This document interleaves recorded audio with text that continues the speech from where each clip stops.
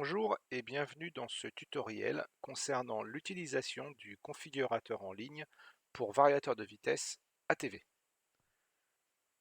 Premièrement, ouvrir un explorateur internet, puis copier et coller le lien en description. Cliquez maintenant sur le bouton variateur de vitesse, puis continuer. Conseils d'utilisation, merci de lire ces conseils, puis faites continuer.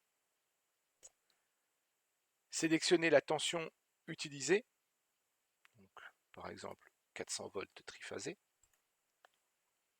Sélectionnez maintenant la puissance du variateur, par exemple 4 kW, puis continuez.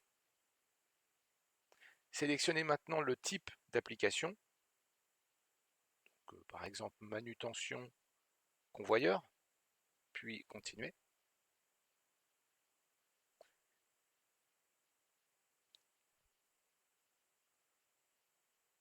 Maintenant, vous découvrez les différents produits pour ajouter au variateur, comme le disjoncteur et le contacteur. Vous pouvez changer la tension de la bobine, le type de bobine, le pouvoir de coupure est fixe. En fonction des variateurs, ces informations peuvent changer. Le type de variateur compact, là dans notre cas compact ou en mode boucle, c'est-à-dire vertical, et le niveau de protection, par exemple si l'on prend IP65, on va voir que le variateur change. Voici, vous faites ensuite continuer.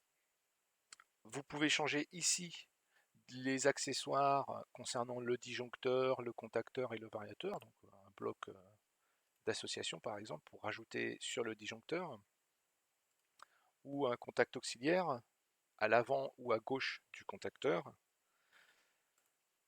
disjoncteur.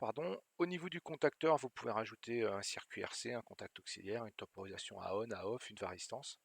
Et au niveau du variateur, rajouter par exemple une résistance de freinage, une inductance, l'outil donc un simple terminal graphique qui permet de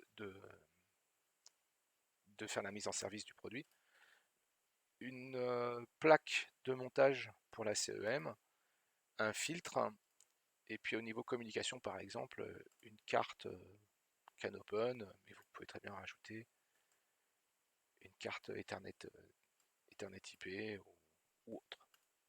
Voici, pour finir, faites continuer. Là, vous retrouvez la configuration désirée, vous pouvez mettre votre nom, votre email, et vous envoyez la configuration. Et si vous vous êtes connecté en premier, ici, vous pouvez demander à sauvegarder le tout dans votre compte. Voici, le tutoriel est terminé.